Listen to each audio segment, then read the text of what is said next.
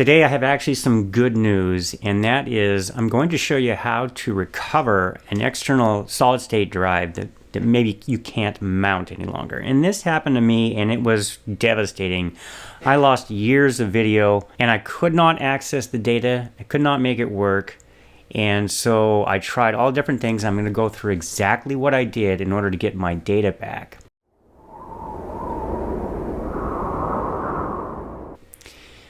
Now, the first thing that anybody should do on a Mac anyway is just try diskutility first and see if you can get it to work. See if you can repair it using first aid and see if any of these options are feasible. Now, in my case, it just wouldn't work. So what I did is I opened up a terminal window. There is a utility called diskutil, and if you just type in diskutil in a terminal window, it'll show you all of the options available to you.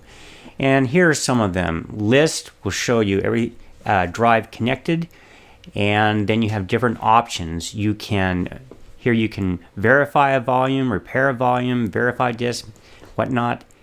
And they also have where you can mount a disk. And so the first thing you should try is either mount or mount disk. Mount mounts a single volume. Mount disk will mount the entire disk and all of its volumes. And so I did try that and was unsuccessful. But anyway, it's a good way to start. The first thing you should do is type diskutil space list. And when you do this, something like this is going to pop up. And this is mine right here. As you can see, I have down here under dev disk 4, here is the 1 terabyte disk that was not mounting. So we could see it, and it simply would not work. But what we need to pay attention to is right here, this dev disk 4.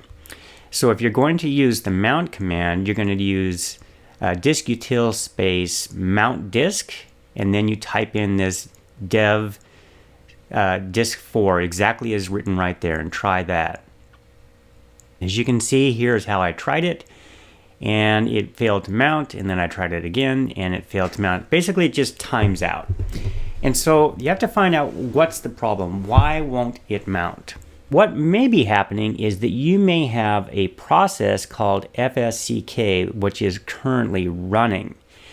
And Fsck is a system check that macOS will run automatically in the case that you have unplugged a drive without unmounting, and it has some errors on it. The issue is this: it will prevent you from actually using any of the options to mount it, because the process is taking control and it has locked the disk, and it cannot be mounted by any other method. And it seems ironic to me that this would occur when Fsck is a method that a lot of people use to try and get this to mount.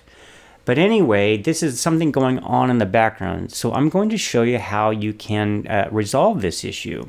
And the solution is this: search to see if the process is running, and if so, kill it. So in the terminal window, you want to type ps space awk and then the pipe symbol, grep space fsck. Now, this is my actual output, and the computer name is going to be whatever your username is, admin, root, or whatever your name is. And then right here, you'll see this 1857. This is a process ID, and it means that mine was running. And so this was the reason when I could not do anything. I could not mount it, rebooting it, whatever the case may be, it just wouldn't work. So we need to kill the process, and it's pretty simple. You have two choices. You can kill it, the process ID, the one that we just showed, or you can do what I did, which is sudo space pkill space -f space fsck, and it kills all instances of the process. At this point, you go back to this diskutil mount disk, and what I did is I did a read only, and then I have here disk 3. That was probably a previous attempt because I had done this many times. It would be disk 4 on the latest version of the disks that I had plugged in. But in any event, you put that in, and then boom, volumes mounted successfully. And what a relief that was, because I had almost a terabyte of data with no backup. And the problem is that video is getting so large that you have to have like a 5 terabyte drive or bigger to back up all the different libraries that you might have if you've been producing YouTube videos for some time. It does need to be done, and I made a mistake, my bad, but now I can have access to that drive, make a copy, and then I'm going to go back and reformat that hard drive with a better method. And if you'll notice up at the top, it was a Microsoft formatting system. And apparently I bought the drive and didn't reformat it. It was just, the universal for any platform. And so that's not a real robust method. I'm going to be using an Apple file system.